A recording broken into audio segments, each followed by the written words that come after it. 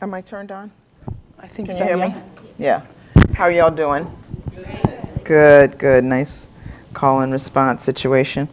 I want to thank everybody for coming out. I know, there's many things to do in New York City on a Tuesday night, and I'm glad to see all your faces here. Also to thank the People's Forum. This is just wonderful, wonderful space and a wonderful resource for progressives and radicals, trying to find a community and trying to find space to think out loud together and to imagine, right, and strategize and conspire. I want to thank Ciara Taylor, who I've known for a while now in different capacities in the movement, and I'm happy that she invited me. And I just met Manolo, who you heard speak, and we had a wonderful conversation about all that they're conjuring up in this space. So it's very lovely to be a part of it.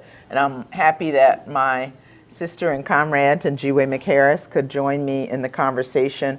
The book is really just an offering that allows us to talk about real work, right? So the book is not this thing that exists independent of the movement making that is going on. So I want to say that first. So I think I've done the thank yous. What I'd like to do is make a few points about the book, and then we'll engage in a little conversation, and then we'll invite you all to join us in conversation. Does that sound good? All right. So, I think, we live in very serious times. I would describe this as a proto-fascist moment. Every day there are scarier and scarier developments, and those of you who watch what's going on in the world, and those of you who are students and teachers of history, know that, there are signs that we are going into a very dangerous period in this country's history. And I think that makes it all the more important that we are serious about the work that we do, that we're serious about critically analyzing that work, sharing openly with each other about it. And so that's what I've tried to do in this book. I haven't talked about everything that I know about the movement, but I've offered what I think is useful for us to have a larger conversation. So let me say, I'll make 5 points that I think are important in terms of understanding the intervention that the movement for Black Lives and Black Lives Matter represents at this moment. And we're really talking about that period from 2012 with the murder of Trayvon Martin up until the election of Donald Trump, in which I think the movement kind of entered into a different phase. And Thenjiwe can talk a little bit about that too, in terms of reaching a broader community and inviting people to collaborate across racial lines and other lines, doing electoral work with a certain radical set of sensibilities, and then doing some deep political education and political training. But my book really focuses on that period up to the beginning of 2017. So this movement was the latest iteration of the Black freedom struggle. It is a part of a larger Black radical tradition, and it represents both a continuation and a departure from that tradition. So the first point I want to make is that, it's significant that this movement has been led by young Black feminists. Young Black feminists who come out of a feminist tradition, who bring feminist politics and sensibilities to the movement, the politics of margin to center, the politics of focusing on the most oppressed sectors of our community, the politics of rejecting respectability politics, and including LGBTQ members of our families and our communities centrally in this work. Individuals have identified themselves as Black feminists, but Black feminism is not an identity, it's a set of ideas. Really hearkening back to the Combahee River Collective statement in 1977, which is both an anti-capitalist statement, an anti-imperialist statement, a statement against heteropatriarchy, et cetera. And so I see many of the young organizers coming directly out of that tradition. The founders of Black Lives Matter Global Network identify as feminists. The organizers of the Movement for Black Lives, which is a larger coalition and constellation of organizations, including Dream Defenders, Black Youth Project 100, and others, all fit within this larger framework. So that's an important distinction too, that sometimes we talk about Black Lives Matter as one thing, but Black Lives Matter Global Network is one organization within a larger community of organizations that fit under Movement for Black Lives, both as a rubric and as a coalition that Thenjiwe is very important in initiating. I think some other things to remember: movements don't come out of the air, right? There's a history, and there's a line in there I say, and I was very conscious of using it, that sometimes we don't understand the history beneath our feet. And what I meant by that was that we can't always draw a direct line from one organization or one political campaign or movement to another, but you can see the fibers that connect them, right? You can see the threads that connect them in the terms people use, the demands that people make, the language that's put forward, the situations that people focus on in terms of their campaigns and the like. So in that regard, I look to the Black Radical Congress that I was very involved in. Leith Mullings, who's here, was also very involved in, which insisted upon the inclusion of Black feminist politics. And it was one of the first times in a larger constellation of Black radical forces that Black feminists were included. That was in 1998 and existed for about 5 or 6 years after that. Critical Resistance, which is an abolitionist organization led by Black feminists like Ruthie Gilmore and Angela Davis, is another part of how I map the lineage of Movement for Black Lives. Insight Women of Color Against Violence, which talked about violence as not just personal, not just individual acts of violence, but state violence, imperialist violence, the violence of settler colonialism. So those frameworks of the prison industrial complex, of abolition, of state violence, inform the kind of demands that we see emerging out of Ferguson, out of Baltimore, out of the Movement for Black Lives, and the Vision for Black Lives statement, which again, Thenjiwe was instrumental in formulating, which is this very, very broad, visionary statement coming out of the movement, which, quite frankly, should be seen as a left document. It's not just a Black left document, it's a left document. But if we didn't define the left in such racially exclusive terms so often, which we do, that's what it would be. It would be a platform for the left. Another significant feature of the Black feminist politics in the Movement for Black Lives is the Say Her Name campaign, which we can credit Kimberly Crenshaw, but also Black Youth Project 100 and others with initiating, which brought to the fore the names of many women victims of police and state violence. So we can't talk about a Laquan McDonald in Chicago without also talking about Rekia Boyd, which was a large campaign around the murder of Rekia Boyd, 22-year-old young woman shot by a Chicago cop. We can't talk about Freddie Gray without talking about Corinne Gaines, a young Black mother who is defending herself and her family, shot in front of her 4-year-old child. We can't talk about Eric Garner without talking about Sandra Bland, and so forth. Another point about the Black feminist politics embedded in this movement is, when I interviewed a lot of young women in Ferguson, they talked about the ways in which their Black feminism emerged out of struggle. And to me, that was heartening, because somebody who works as an academic, I'm in the university, I'm not of the university, but that's where I make my living. And so often, Black feminists are accused of being elite, and it's something, it's for academics and grassroots organizers. And when I talked to Alicia Saunier, and she talked about, dodging tear gas on the streets of Ferguson and then going into meetings and seeing a certain set of gender politics that she was no longer prepared to tolerate, that was the emergence of her feminist consciousness out of struggle, not in a classroom, not, in high theory, et cetera. So that's another, and there's several examples of that. The second point I want to make is that I think it's important to see this as a Black-led class struggle.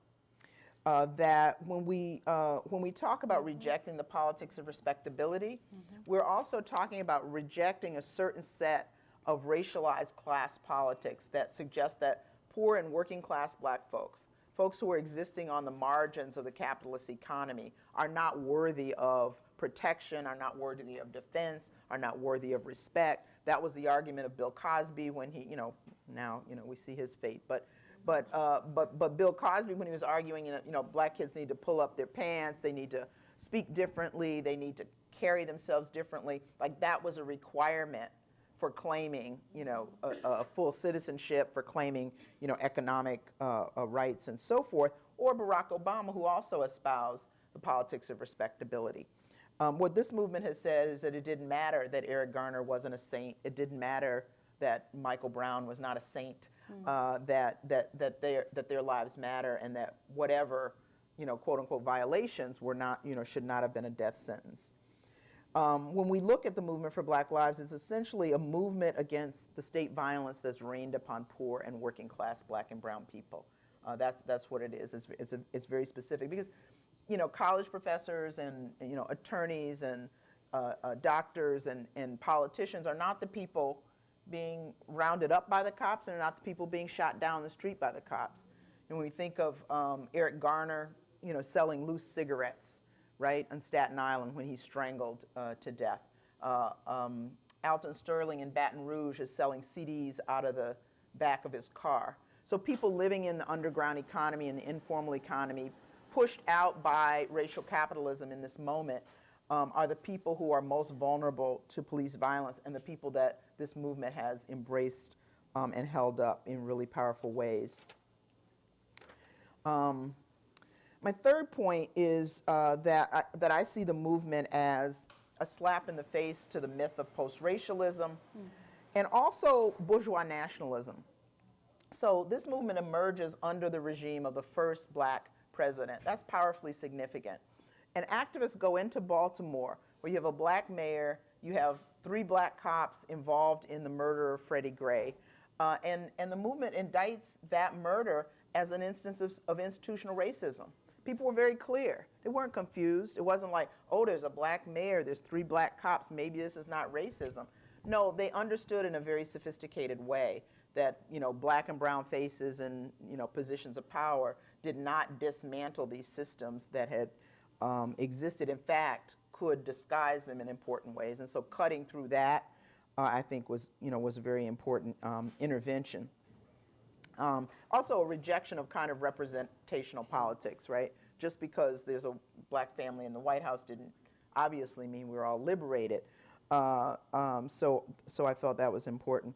The fourth point is around new forms of leadership, which I think also come from a set of feminist sensibilities, intersectional feminist sensibilities, that the movement has in a sense rejected the male charismatic model of leadership that dominated Black politics for the better part of the 20th century, pretty outright. Al Sharpton went into Ferguson with a lot of difficulty and caught a lot of flack. And it wasn't just because he was old. I mean, Angela Davis went in, older than, she might not want me to say this, but older than Al Sharpton, and was received much more warmly. And what one of the young activists said to me, she said, she came in and she wasn't trying to mold us and scold us. She came in differently. There were political alliances, so it wasn't simply a generational divide.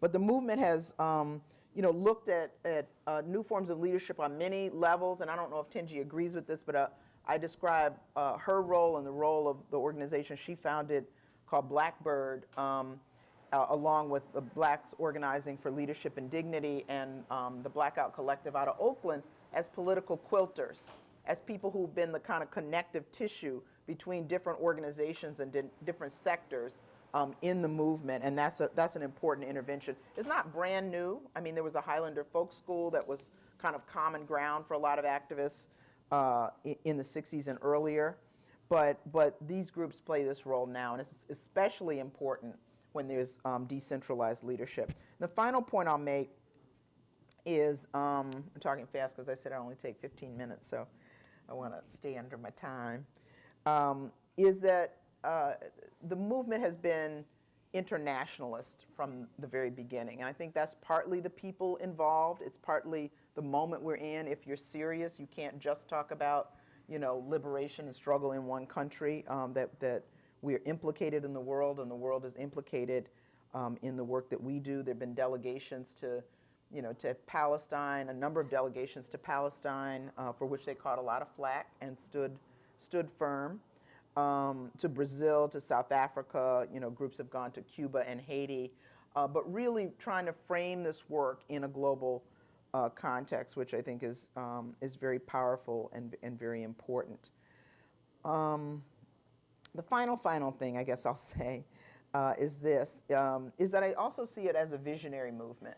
The talk of abolition and abolition as an aspiration, the invitation to imagine new forms of not only organization but living, the embrace of accountability politics and restorative justice, of not just saying, get the cops out, but how do we, deal with harm in our communities, I think has been very important.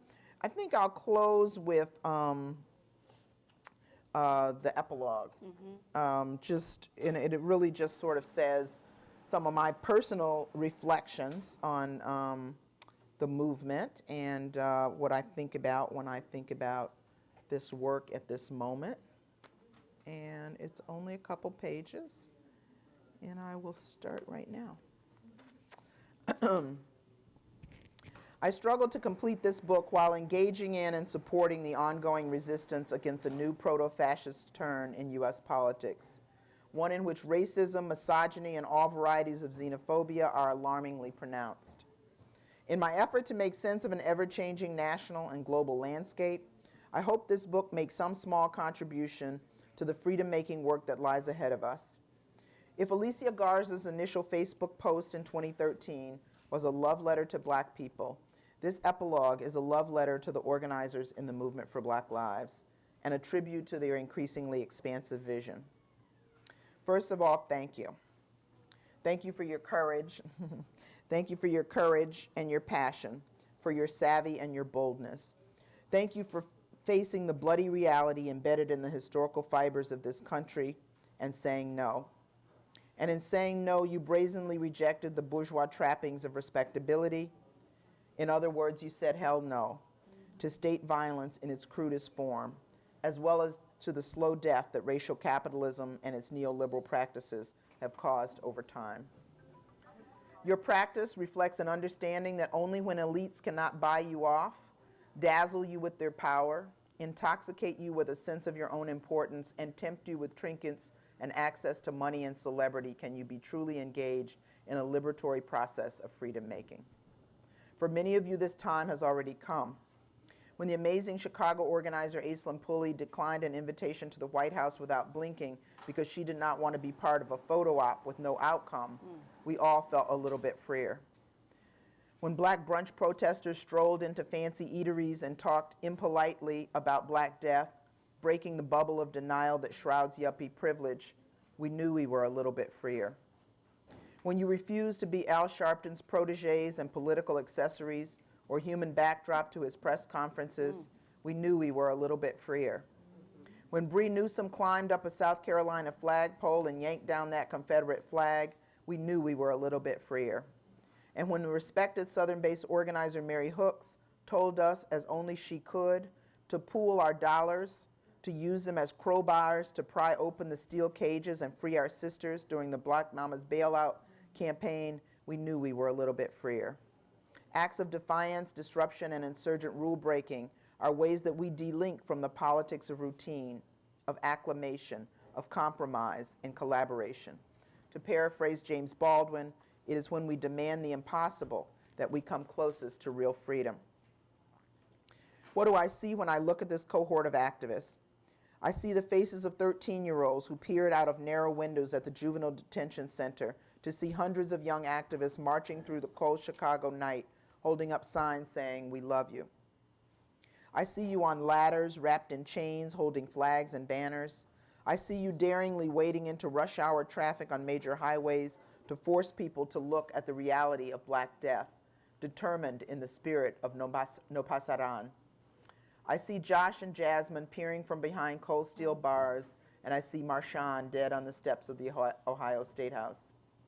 I see you crying quietly at the back of the church during Alton Sterling's funeral, and standing alongside Eric Garner's daughter, Tamir's mother, Rekia's brother. I see you in a hot, crowded little house in Havana drinking beer and talking politics in 2 languages, in a dusty refugee camp near Ramallah, in a favela in Rio after meeting with the landless workers movement, comparing notes about displacement, and in a shanty town outside Johannesburg, trying to make sense of a revolution gone astray. Above all, I hear you insisting that it is a world family, and the struggles go far beyond the borders that the colonizers have carved out in the earth. And even when we disagree, we are dancing the same dance.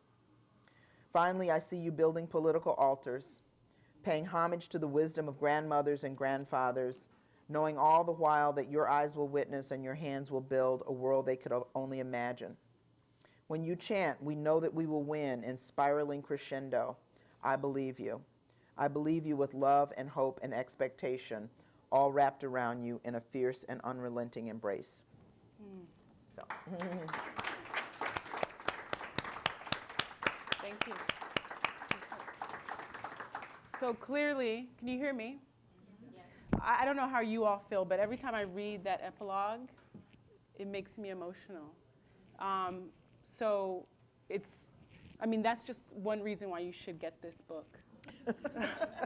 It's very powerful. And what it also shows is just how embedded Barbara is in our movement. Barbara knows just so much, and it's going to be connected to a question that I have for her. But I first have to say, one, thank you. Shout out to the People's Forum for hosting this and having us here.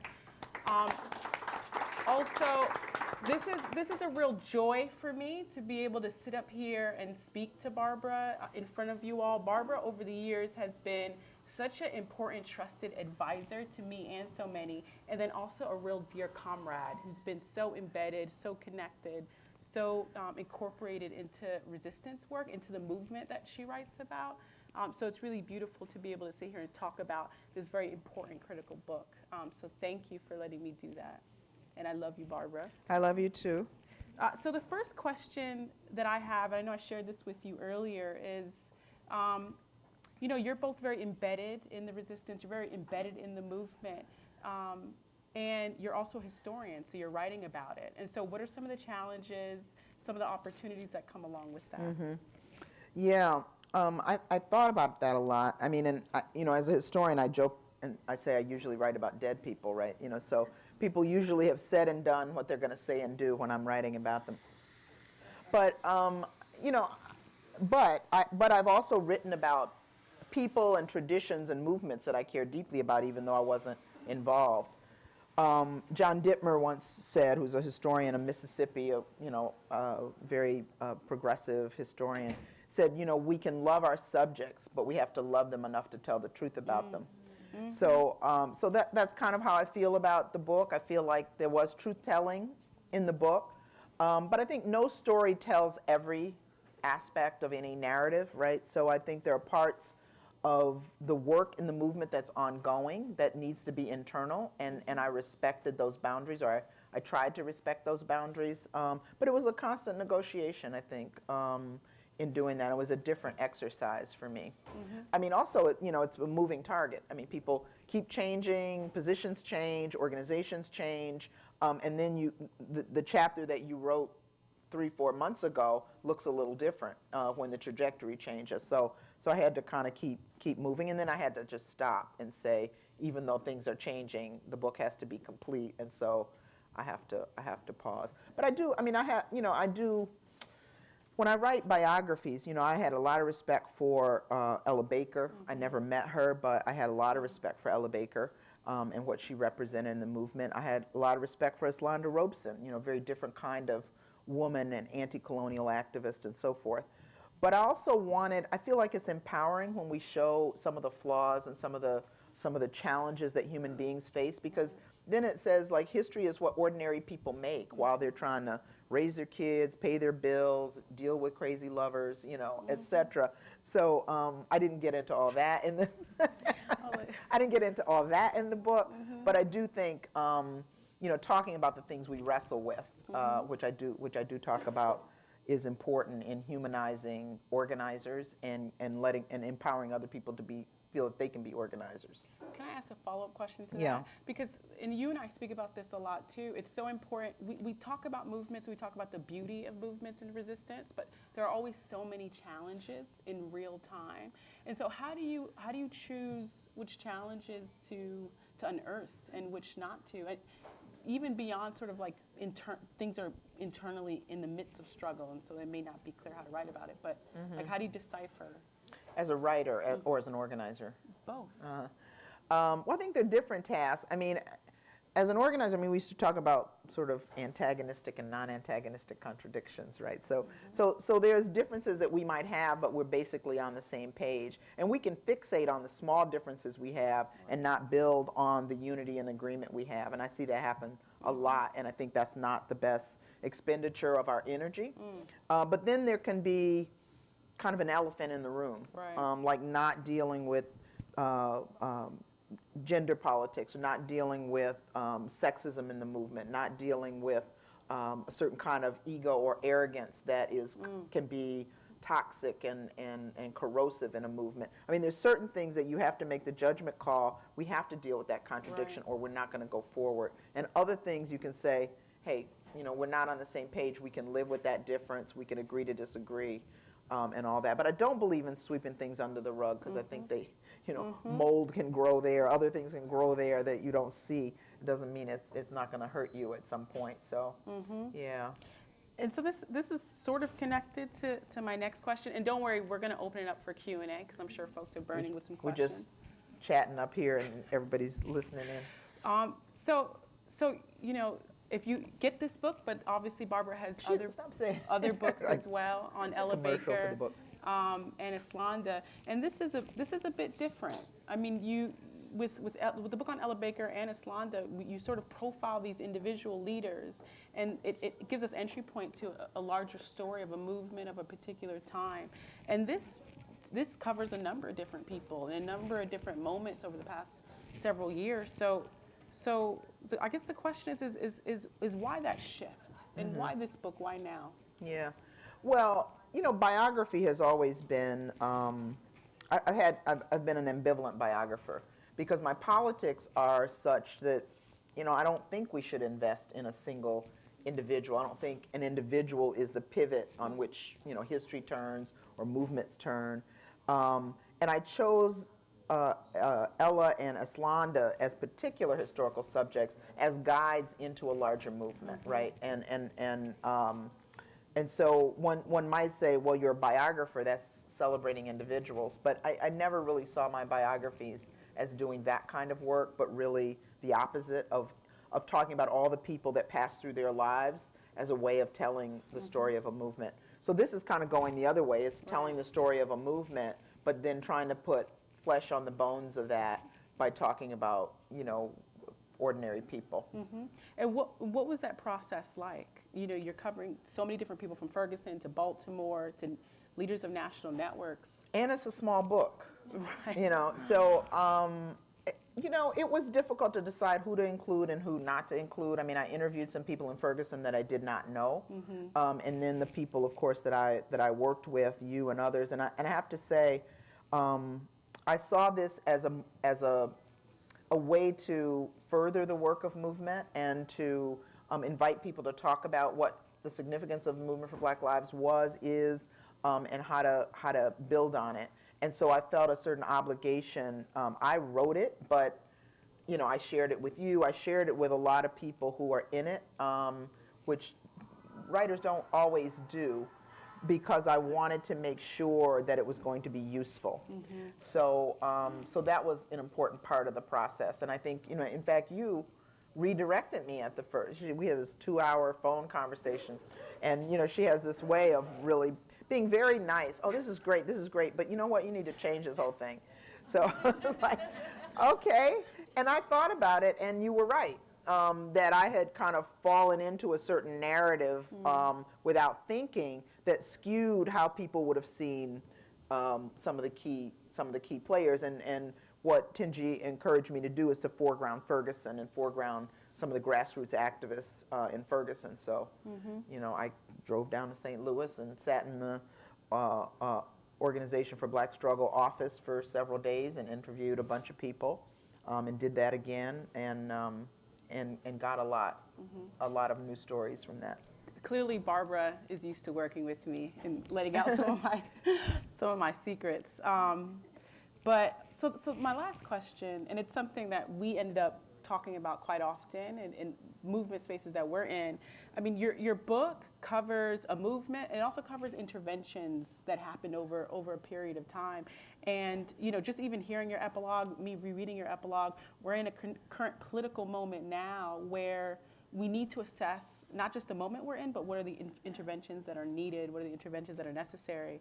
And so based on like just your history of being in resistance work, this current sort of understanding of our movement, the movement for Black lives, what is your assessment in terms of the interventions that are necessary right now? Well, a few things, and I think these things are in the works. We just have to do it with as much vigor and rigor as we can. One is political education. I think that, you know, in some ways, you know, people are in motion and people resist under all kinds of circumstances and then figure out, Right. you know, exactly what are the contours of this thing that they're resisting and what do they want collectively, and how are they going to maximize the impact of their resistance. Sometimes figuring that out in the process. But I think political education helps us learn from other struggles, helps us deepen our analysis, and helps us find a kind of perspective that sustains us as individuals over the long haul. So I think that's important, and that's happening. We worked together along with Leith Mullings and Premilla Nadasen and others on a recent think tank for activists, where we spent several days talking about racial capitalism and talking about how we understand this political moment. And sometimes that feels like a luxury when people are doing organizing, but I think it's actually really, really critical. The other is to take this electoral work seriously. And by seriously, I don't just mean signing more people up to vote. Right. I mean seriously in terms of thinking about even the most progressive candidates that get elected. If there's not a movement to ground them, if there's not a movement to hold them accountable, if there's not a movement that strategizes, that says this intervention is going to make a difference and this one isn't, they're going to be sucked into the vortex of the corporate Democratic Party, and it won't matter that they started off as progressives, right? We've seen that happen. So I think we ought to deal with electoral politics. That certainly cannot be the only thing we do, but also how we do it is critically important, lest we see it turn into its opposite. And the final thing is building broadly, that in some ways the movement still has a tendency to be somewhat insular, that there is a large community of organizers who are in conversation and struggle with each other. I think we need to create new portals of entry for new people who want to resist and imagine. And I think the majority is part of that effort. There's a new coalition that some of us are involved in. It involves, 50-some organizations, including labor organizations, LGBTQ organizations, anti-racist organizations, anti-police violence groups, and so forth. Immigration rights organizations, and it's really trying to build a broad-based united front. The tagline is building an anti-racist left for radical democracy. So I think that's an ambitious and important intervention, and if we can push it forward, I think it will make a difference. Thank you. So I have 1,000 more questions. I could be up here all night.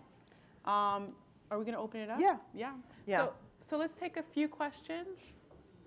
Anybody? Yep. Okay, I see someone over here. And you may have to speak up just a bit.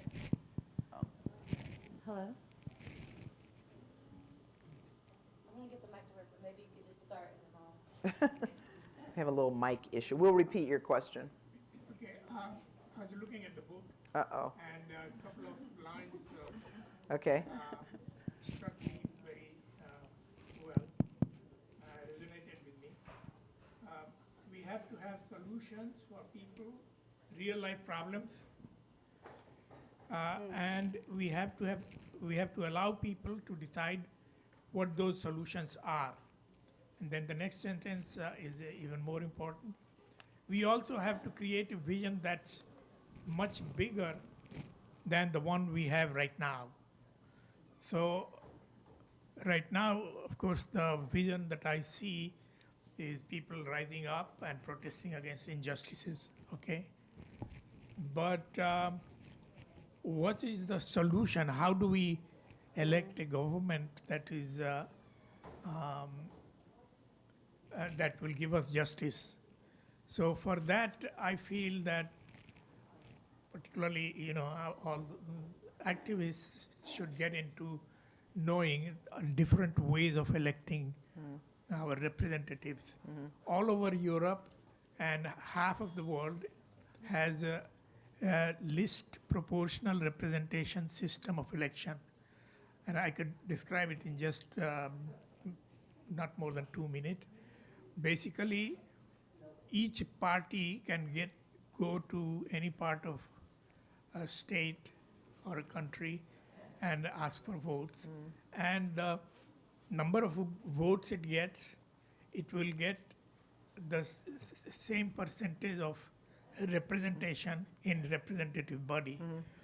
So if there is a representative body of say 200 people and a party gets say 2% vote, then it would be entitled to 4 Right. representatives in those that body. Right. So That's most places in the world, but not here. yeah, I know. So, but not many people talk about it. Unless we start talking about it and demanding it, it won't happen. And so what difference it makes is that small groups get representation. In our current system, unless you are able to challenge one of the smaller party like whichever of the duopoly, Republicans and Democrats, so you won't get any seats, hardly any seats will be there. So we need to focus on that.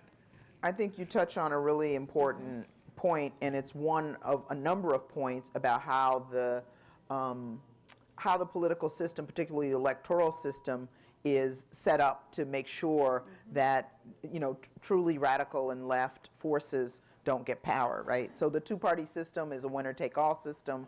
It has, and there are all kinds of obstacles to third parties actually making an impact, right? And so I think that's what we're confounded with. Also, campaign finance reform, the Electoral College, voter suppression. I mean, there are all these ways in which, the current system militates against, being a genuine democracy, right? Or allowing for dissident forces, left forces to have an impact. So I think you're right. A lot of things need to change. But I think also what's being talked about in that quote is a bigger vision for even how we organize the society. And I think we do have to talk about capitalism. We do have to talk about a different, both political and economic system if we want to imagine, living on this planet, quite frankly, as human beings, because this current model of, profit-making and, extractive industries and infinite growth strategies are ones that are just not sustainable. I mean, not only immoral, but not sustainable. So I think that's a part of the bigger vision, as well as the more immediate kinds of changes for, what I would describe as more short-term kind of reform solutions that would, make life more livable in the short term. Thank you. Just one more thing, let me add. I mean, if you look at North European countries, they have free education, free healthcare, free, a lot of social security. And they have it in spite of the capitalism. I'm not for capitalism, okay? But they have largely, so if you compare between the two, to go against the capitalism or to go against electoral reform, I think it is more, the electoral reform is more important to my mind. I don't think it's one or the other. I think we can do electoral reform and still build for alternatives to capitalism. And even capitalists actually are understanding some of the limits of the existing form of capitalism, quite frankly. And it's no panacea in Europe either. I mean, I think relatively speaking, yes, social services and education much more freely available, but there is racism, there's class exploitation, there's still some of the problems that are embedded in this system, embedded in those systems too. Relatively speaking, yes, it's much better than what we have at this point. Thank you, Barbara. And some will also say you can't critique the current political configuration without also critiquing capitalism. So I see a question in the back. Yeah, so one question I have is throughout the book, Barbara, you talk about the ways that a black feminist politics is really informing the current moment and the Black Lives Matter movement. But, and you say, you talk about kind of the source of those ideas, and they're ideas that have been around for a while. But I'm also interested to know how you see that, like, in the current moment, activists are taking these ideas and really kind of pushing their boundaries beyond, like, their original theorization, right? How is a black feminist politics really being kind of transformed today in ways that maybe it wasn't imagined like in the past? That's an interesting question. I mean, I think,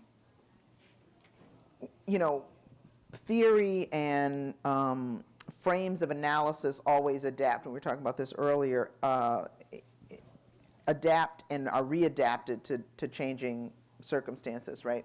So we often reference the 1977 Combahee River Collective Statement, which was, a radical statement by a group of black lesbian organizers in Boston organizing around, violence in the community, and it had this expansive vision.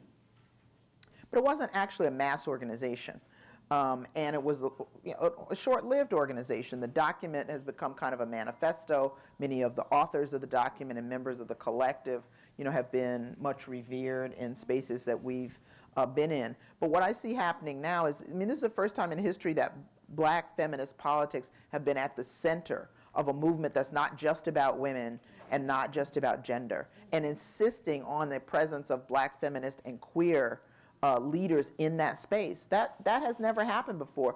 Barbara Smith came to the Black Radical Congress in 1998, and she said, this is the first time I've been on the stage with people who define themselves as revolutionary nationalists and, socialists and communists and so forth, as a out lesbian, black feminist. So I do think embedded in a different kind of way. And I see organizations like Dream Defenders, for example, which was, had women in leadership, but, was very associated with a young black male leader initially, embracing and centering what I would describe as intersectional black feminist politics in the work that they're doing around the Freedom Papers in Florida, which is an important mass campaign in Florida. So I see those politics embedded in a larger black freedom struggle, a larger justice struggle in ways that it wasn't. It was, I think we were kind of critical insiders pushing, but not at the center and not in the central leadership. And I'm saying center as opposed to top because it's a different configuration, but that's one of the ways I see it applied differently, or ways in which it has evolved in its role in the movement. Okay, so I see, let's go here first. Yeah? Yeah. Oh, the mic's right here. It's coming. Yeah. So Barbara, you're from Chicago, and I'm actually from Detroit. oh, My wait, but sister-in-law okay, was right. I am of Chicago now, but I'm from Detroit. Right. Okay. So you live in Chicago. I do. You do this great organizing. Keep hearing about all this great organizing in Chicago. And over the past year, I've had the honor of working with Survive and Punish, with Mariam Kaba and other people from Chicago. And they keep telling me that, wow, Chicago does so much, their organizing is so much more radical than in New York. And that most of the grassroots organizations have an abolitionist perspective that most groups don't have in New York. One reason some people say is because of the nonprofits dominating so much of New York and that less so in Chicago. What do you think it is that what do you think that is? Yeah, I have a chapter in the book on Chicago, which of course talks about Mariam Kaba and others. I think a number of groups, and Mariam had a powerful influence on the political consciousness of a number of young activists in Chicago.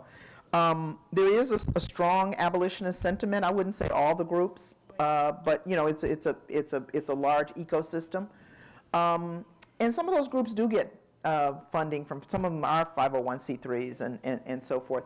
I don't want to advance a kind of Chicago exceptionalism. It's what I know best because I've organized there for the last, 25, 26 years. There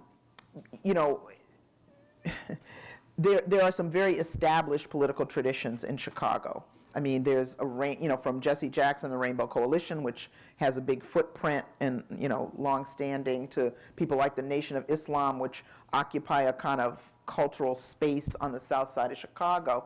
And what I've seen is, both generationally and politically, a kind of pushback against that and forging a new path with organizations from Assata's Daughters to We Charge Genocide to the Let Us Breathe Collective. I do think the influence of nonprofit status and the quest for funding and all that compromises sometimes what we can do, and we're not going to get funded to do transformative change. I think people understand that. But the work in Chicago, I think, has been exemplary in a lot of ways. Now, what hasn't happened in Chicago that did happen in Ferguson and Baltimore is the kind of sustained mass uprising, which I do think is another form of resistance that has a place in how we mark what are the centers of struggle, right? So yeah, I mean, there's a whole variety of reasons that different, who's there, what pushback we've gotten. I mean, in some ways we had common enemies in some of the elected officials who were just unrelenting in their resistance to certain kinds of changes that galvanized movement. We have a creative artist community that engages in all kinds of wonderful tactics that, invigorate the work there. So, yeah, so that's how I would respond about Chicago. Hi, how you doing? Good. My name is Amy. Thank you so much for speaking tonight. I have a question. I kind of want to build up to the question. Okay. But I was watching a speech earlier this week by Kwame Ture or Stokely Carmichael called Converting the Unconscious to Conscious. And he was talking about the significant difference between mobilization and organization. So like where mobilization is around issues, organization is around systems. Where mobilization is temporary, organization is permanent and eternal. And mobilization... Sometimes. And mobilization, he says, if we're not careful, can easily become events, whereas organization is everyday struggle. You want to take that one? And I feel like, this is my perspective, but I feel like the Black Lives Matter movement so powerfully mobilized masses of people. People came out to protests, to rallies, but I wonder how the movement has really taken full advantage of transforming that mobilization into organization, and how it's pushed for and gave everyday solutions for everyday people to incorporate revolutionary practice. Do you want to start? I can start. I mean, you really should answer this question because, every waking hour is doing the organizing. I mean, I think that some of us have seen kind of celebrity appearances that represent Black Lives Matter. I mean, the DeRay McKesson phenomena was one where I think as an individual, certainly he's an activist and he's been out there and visible with, with the blue vest and all that. And I think people look at that and think that's the movement for Black lives. That's the Black Lives Matter movement. And I think there was mobilizing that someone like him did. But then there's a whole constellation of organizations that do organizing. That's what they do. And organizing is sometimes under the radar. There are very long meetings. There's debates. There's way many phone meetings where people are talking about, if we do this, then what's going to happen? If we do this, then is everybody on board with this? How can we talk to this organization? How can we go to the meeting of that organization? Are we thinking on the same page? How can we both mobilize and organize people to show up for the attacks on undocumented folks? So we took a bunch of people out to San Diego. That was both mobilizing and organizing. So I think a distinction between mobilizing for events and then having that be the final thing that you do, yes. But sometimes organizing is organizing to have an event and that be the catalyst for a campaign or the formation of new organizational entities. So I don't think it's neatly as dichotomized as Kwame might suggest, and he knew also because he mobilized and organized. But I think that's what happens in this movement also. Right. So first of all, thank you for that question.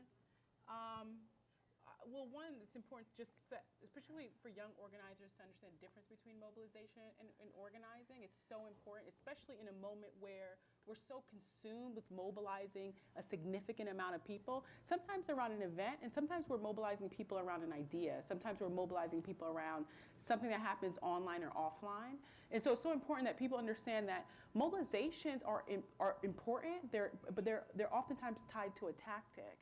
And organizing is part of a broader strategy that is the product of like political struggle. It's the product of study. It's the product of making an assessment of what is happening and then developing a strategy based on a vision and where we want to be. And so the thing I do want to say though is mobilization, it's not good or bad. In fact, I find mobilization to be a very important aspect of how people can organize the masses of the people. But it can't be conflated with what it means to actually organize folks. So it's a really important question. It's something that I often think about. If I could just bring Ella Baker back into the room. I mean, that important distinction that we make when we talk about Ella Baker is that she was an organizer for 50 years, right?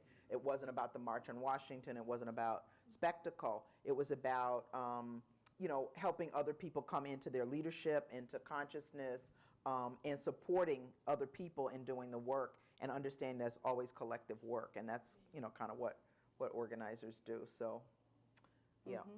Mm-hmm. And every time you speak, I just want to add on top of it. Another piece that I also say is something that I often thought about, particularly following the election in November of 2016, is it's so important not to conflate popularity for actual political power. And sometimes a movement's ability to mass mobilize very quickly and effectively can make you think you actually have power or political power. And so that was an important moment for me to say to myself and then other comrades that I was in struggle with of this is such a significant thing that we have, but it does not take the place of actually doing the kind of organizing that builds political power over time. Thank you. And I saw another question over here. No? Wasn't there? Oh, that was you raising. Okay. I keep looking over there, but they're all sad. All right, well, hi. Hi. Can you hear me? Yes. I just want to say thanks for writing this book. It's really interesting to, over the past few years, see on the news these events that you're chronicling and archiving that are still kind of living, basically, right now. And as I've been sharpening my lens, especially, within BYP 100, I'm wondering, regarding abolition and things that are starting to pop off here in New York City with, talks of building new jails, how do you, as an abolitionist, figure out how to join or engage in abolition work with other organizations who may not understand abolition the same way that you do, and how do you gauge whether or not being in those spaces is valuable to you or your time as an organizer? Should I? Yeah, I could start. Yeah. I mean, I often think that we don't talk about what abolition means to us, which is very important. I mean, and also where our study is also rooted in, who have we studied in terms of abolitionist thought. So one, honestly, just talking about what abolition means. And then I also find that disagreements and difference is not always a reason not to engage or be in community or in movement work with. And sometimes it allows us to have really important dialogue around what abolition really means to us. And I don't think we have it enough. And then what I also think it offers us, particularly if it's the right folks to be in political struggle with, a conversation around what's the actual vision that we're offering our people. We know that the current prison industrial complex does not offer our people safety, does not offer our people security. And then so we have to then begin to talk about not just abolition as a term, but an actual vision for our people that can resonate with them, that centers sort of their lives and their wellness. So I'll say that. Now, what I also say is sometimes you get in movement rooms and political spaces where you just don't, there are some hardline political disagreements that speak to you and say, this is actually not necessarily a space in which, like, I think that I should be organizing in. But it's very important, at least for me as an organizer, that I know where are my political lines. And sometimes differing on certain things aren't, but there are certain times where I'm just like, oh, this politically is in contradiction with the kind of organizer I am, and or the kind of organizer I want to be. So it's about knowing that for myself. Yeah. Mm-hmm. Yeah, I'll just say, just briefly, I mean, I think, Thenjiwe really answered you, but, and you probably have an answer to that question too, because I can hear you thinking when you're asking. But I think there's principal coalitions and then there's coalitions of convenience. Mm-hmm. And we always want to try to be in principal coalition, which doesn't always mean we agree. I mean, the nature of coalition work, Bernice Johnson Reagan did this great article many years ago about coalition politics, and she said, if you're in coalition and you're comfortable, you're probably not in a broad enough coalition. So, so I think there is some discomfort and some lack of full alignment, otherwise everybody would be in the same organization. But I do think you cross a line and there becomes coalitions of convenience where you ignore principal differences for the sake of just being bigger. And I think that's a danger. Now, the question of abolition, I think we need to talk a lot more often and a lot deeper about abolition. I'm in a lot of spaces where it's kind of cool to say abolition, and I have no idea when people, the rest of the sentence they say, what they're talking about. I mean, so for me, abolition, and people who, this language is, most people here, I'm sure it's familiar, but, people talk about the abolition of prisons and the carceral state, the prison industrial complex, right? But in my thinking, and I think Ruthie Gilmore and other people write about this, for me, abolition is about building the kind of movement to create a society where we do not need prisons. Now, that's a lot of work. That's a lot of work. That's not just, you go with a hammer and tear down. You go with a what kinds of things tear down a building? Crane. Something. I don't tear down buildings. I know, but it happens. But it's not just destroying a prison. Right, because then you still have a larger, a larger prison, which is a society that contains us and surveils us and exploits us in all kinds of ways. So the provocation of abolition is that we need to imagine a different kind of society. It's not just tearing down prisons, but the term itself is to abolish. So it can be misleading if we don't wrap around it a larger set of meanings. Right. And the more we focus on these actual buildings and prisons, the more there are different ways in which our people are caged. Yeah. Yeah. And all of the, a lot of the prison reform, the bipartisan prison reform stuff now is about cheaper ways to do the same thing, so I don't know if y'all have stay tuned and stay alert. If y'all have read the First Step Act, but my goodness. Yeah. Just various different ways of caging our people, e-carceration, ways in which to spread surveillance. So just a lot of work to do when we talk about abolition. I reconsidered. Yeah. 2 tiny questions. Is it on? Is my voice. Should I eat the mic? First, about Ferguson. Ferguson persisted for 6 months.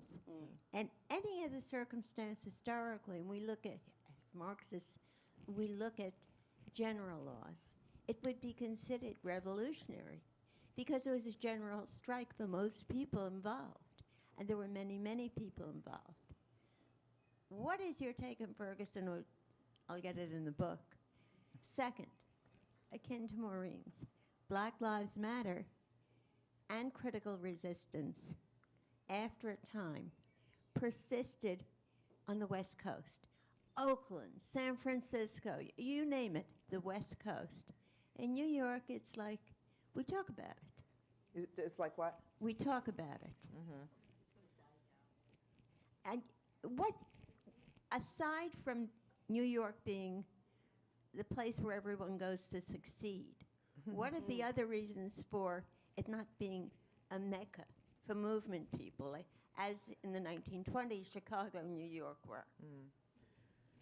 Well, I mean, I think movement and progressive and radical communities take different forms in different places. I mean, I lived here for a number of years. I mean, I think of New York as still a mecca for, left and radical thinkers and doers. Well, I mean, I know a lot of them, I guess, here, but I think it takes a different shape. I think that, the intensity of the place, you can have a huge demonstration and it gets lost in the large, the hugeness of New York City. But other people who are organizing in New York now can speak to that. But I know that, many organizations in this room that are doing work that have had an impact that, that show up. Your other question, was Ferguson a general strike? It certainly was not a revolution. Was it a general strike? I think we have to analyze this moment of capitalism. Many of the people who are, as I said before, victims of police violence, and many people who rose up in Ferguson, I'm thinking lost voices, were people that didn't have jobs to not go to. You know what I mean? Right. They're people who have been pushed out of the formal economy, people who are deemed disposable by this, system. And so the resistance manifests in a different kind of way than if they were, an industrial worker at the, in the 20th century and so forth. And I think it is important for left analyses, right, to understand the nature of the beast in this moment when we look at and measure different forms of resistance. I'm like, whenever I think about Ferguson, I think about like a sustained rebellion. And she was there for a sustained period. Yeah. I think about a sustained rebellion over time. I think about it as an uprising, and it was very much led by young people, working class, black young people, queer folks, women, young men, and it was a combination of things. It was a combination of folks who had been pushed out of homes, not allowed access to employment, not allowed access to quality education. And it was also mamas who came after work too, and would feed. I mean, I remember in Ferguson when they were protesting on Florissant, I remember this group of older women that would have food and water. And, I know some of them would come after work and they would say, come eat and drink and then go back out in the streets and go protest. And it was a number of things, but it was, no matter what, it was a sustained resistance in the spite of a significant amount of repression, a significant amount of violence from the state. And in a lot of ways, it was violent, it was scary, it was harmful, but it was also really beautiful. The ways in which people showed up for each other. And I think that is what helped sustain it over a period of time. So I'm also a New Yorker. So New York City was my political home. New York City is the place that trained me as an organizer. And what I want to say is New York City has a high concentration of a lot of things. We have a high concentration of nonprofit industrial complex. We have a high concentration of radical organizing. And we also are known for these big mass mobilizations that happen. But what I also want to offer you is the fact that there is a lot of kind of organizing that people don't see.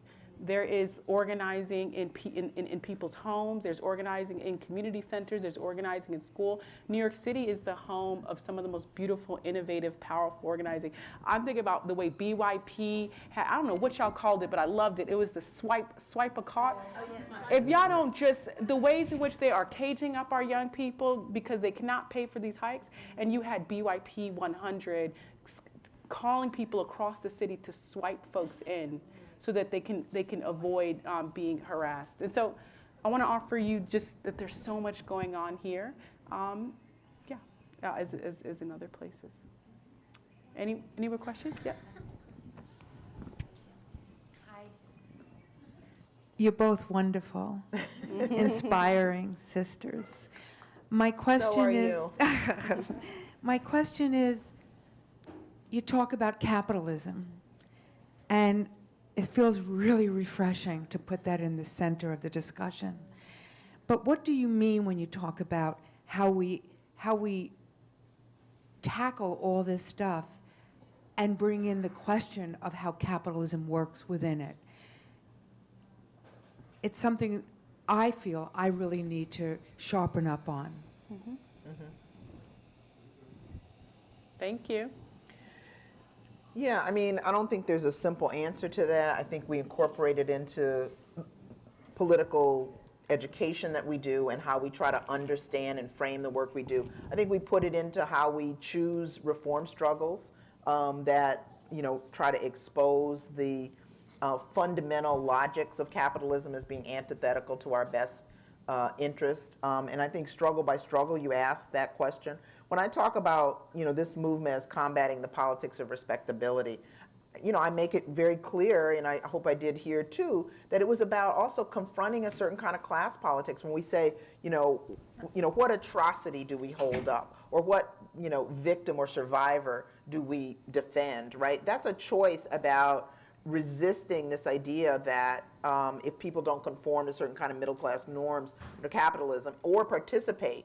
I mean, a lot of people who are targets of police violence are people who are in some ways opting out of or being forced out of the capitalist economy, and they're punished for it. They're not hurting anybody, but they're punished for that, precise thing. And I think we have to incorporate that into our language, into our narrative, into our, framework of analysis. I think that's one thing. And I think, people like, Premilla Nadasen is doing work with low-wage workers, with marginalized workers. In this moment of capitalism, you talk about a general strike, I mean, in this moment of capitalism with so many people in the informal economy and so many people in the gig economy and all of that, I mean, we have to expand our vision of what working class struggle looks like. And I think that's part of what this movement is trying to do, and other movements are trying to do as well. But that question of praxis, how does our theory and our analysis, where does the rubber meet the road? Like, how does that show up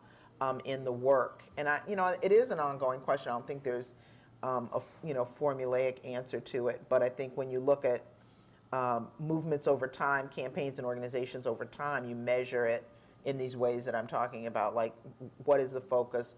Who is not just who's in leadership, but kind of also who's in leadership, who's speaking for the movement, but how does the movement describe short and long-term goals? So, I mean, I think, so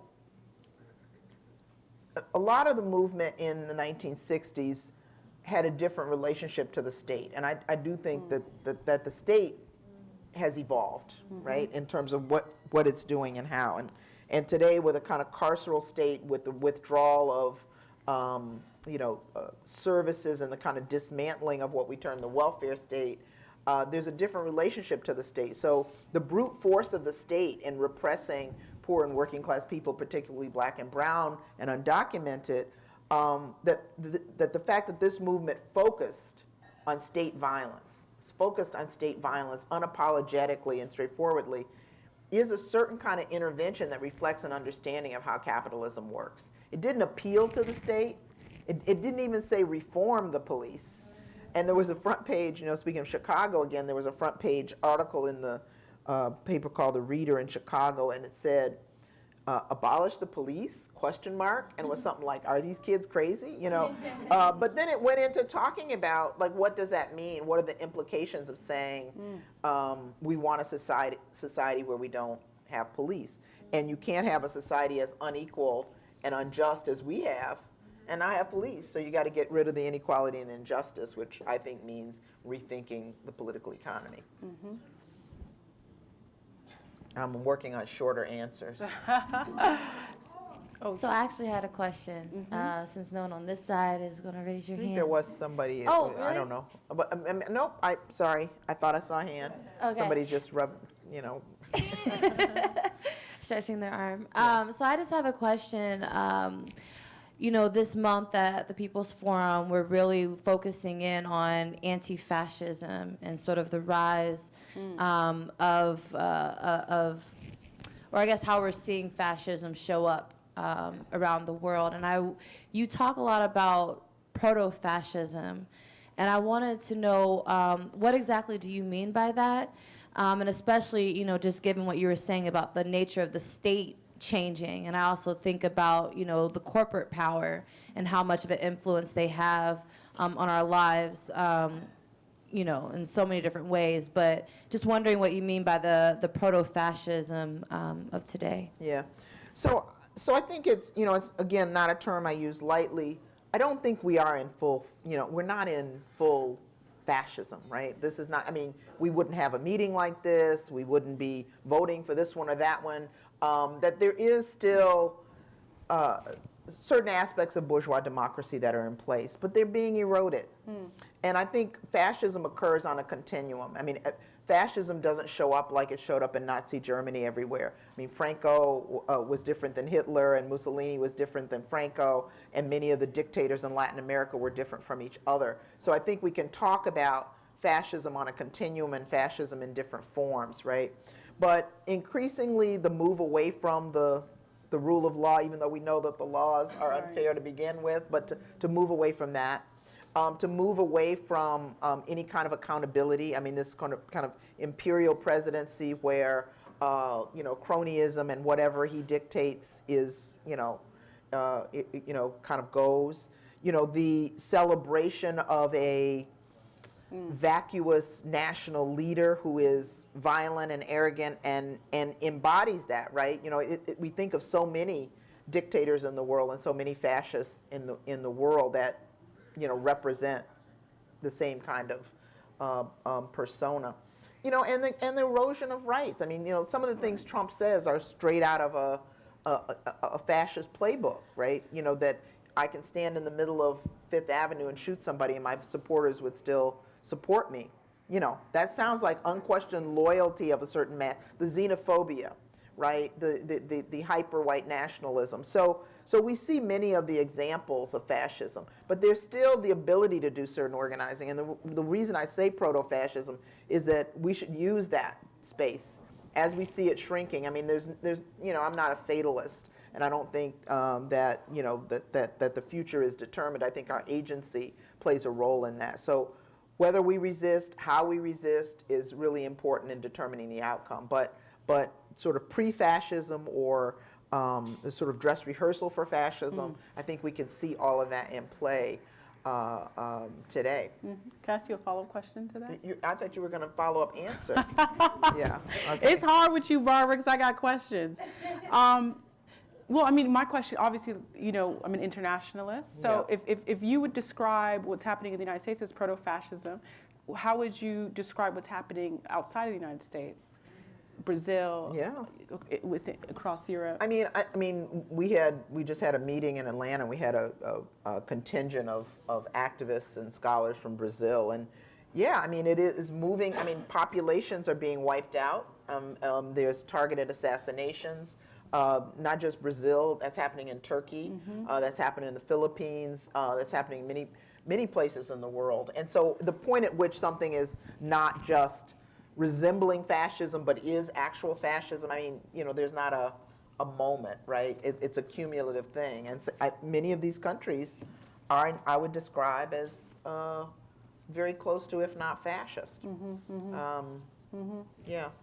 You know, and I mean, I think this is but fascism is always an act of desperation. Right. I mean, when elites have to move away from the veneer of bourgeois democracy and rule with outright, you know, force, unapologetic, it creates an instability too, because that can be sustained only so long. Right. Yeah,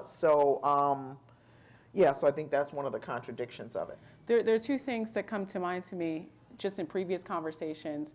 And I don't know if it came up in a space that we were in, but just like this tightening of the grip that's happening in the United States and around the world, and why the tightening of the grip. And then when could we study, you know, we like to think that this is the first time anything like this has ever happened, so we're very ahistorical. But obviously there's always new things that happen, but how can we study the tightening of the grip throughout history, and like what could it teach us about what movements did and failed, and how they succeeded. And the other thing that I remember just in conversation is the term interregnum. That's Leith. That's Leith. I probably got it from Leith. You Well, got yeah. it from Gramsci, of She course. didn't invent it. We were in spaces course. where she inserted it. Where you said it, and for folks that know that term, it's probably with you that I heard it, and it sat with me. and you can correct me if I don't do this right, but the old is dying and the new has yet to be born, which That's it. Okay. See, look, That's I do well sometimes with my comrades. You want to speak up, Lee? Yeah. Hold on 1 second. Say it again. The rest of the sentences, and I'm Did you hear the first part? Do you want to say the whole thing, Lee? Say the whole thing. This comes from Gramsci, not Yeah. not No, from no, not right, from- right. through Lee- through Lee. So sometimes I just do that part that Thenjiwe just told us. But the rest of the sentence is something to the effect People didn't of... hear. People want to hear the whole thing. The other part, the Thenjiwe Okay, said so, too. so Gramsci talks about the interregnum and a special point at which the old is dying, but the new has not yet been born. But the last part of that is, and in that interregnum, all kinds of horrible things can happen. But I think we can also say all kinds of things can happen. Right. Right. Horrible and otherwise, right? I mean, that there's a vacuum, and you know, agency is important there. Thank you, Lee. Maybe we take one more if folks have it. I don't even know what time it is. Okay. It's 7:40. Okay. I wanted to ask, Oh, we're gonna do right She's now. rolling the mic, I think, with some people who haven't asked. Yeah, hi. Hopefully a quick question, but a question that I was pondering as I was looking at the book from here. Okay. In your title, you says making all Black lives matter, and the definition of what Black is has changed, and is changing radically. I think, unfortunately, there isn't a clear consciousness among many of the new immigrant groups to this country about what Black means, and unfortunately, they're learning it the hard way. I think my question to you is, how do you think we could have that conversation lovingly and in a way that really builds a collective understanding within diaspora of what struggle and freedom and liberation looks like? Yeah, I mean, well, there's a number of things inside your question, which I think we could spend a lot of time talking about. But, you know, just simply the title of the book talked about the radical inclusivity of this movement and the potential that creates.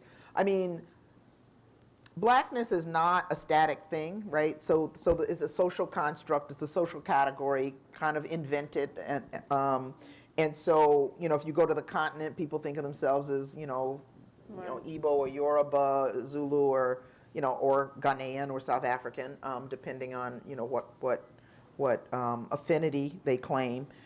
And so I think it's always in flux, and it's always contested. Who's in, who's not, what does it mean? It's not biological. So, you know, so I think that we see that in terms of immigrant communities, right? That people come and feel primarily I'm Haitian or I'm, you know, Nigerian, I'm, you know, that where they come from, Blackness is not the main line of demarcation, right? But okay, people have a worldview and they understand empire and they understand white supremacy has been a driver of empire. So I think that's about political consciousness, but where any individual locates themselves, you know, I mean, Clarence Thomas, how do you explain him, right? So, I mean, here's somebody who grows up, dark-skinned Black man in the Jim Crow South, rural, poor family. I mean, if all of those markers of identity would have determined political, you know, ideology and identification, like how do you explain him? So it's not predetermined. So I think it's always a struggle where we locate ourselves, and as Ella Baker says, you know, how we define who our people are. And it starts small and it grows big. And, you know, I mean, my people are, you know, struggling people all over the world, some of whom, you know, we don't speak the same language, right? So, yeah, so it's not Black, but it starts there because that's, you know, where I grew up and all that. So, yeah. Yes. Well, thank you. Thank you all. Thank you, Barbara. Thank you, Thenjiwe. Great. Good conversation. Thank you, everyone. I just wanted to say thank you all for coming. We have books for sale in this back corner here. As I said before, this month we are focusing on being anti-fascist. And so we have a few more events coming up. One being on November 25th for the International Day for the Elimination of Violence Against Women. And we're talking about all women here. It's a one-day summit. November 27th, we have an event around fascists around the world, the strongman theory. And then the third event is November 30th. We're having an event. Oh, goodness, I just lost my place. November 30th, we're having another anti-fascist event. And we have flyers. We have really awesome flyers right here that we can pull out for you all. I hope to see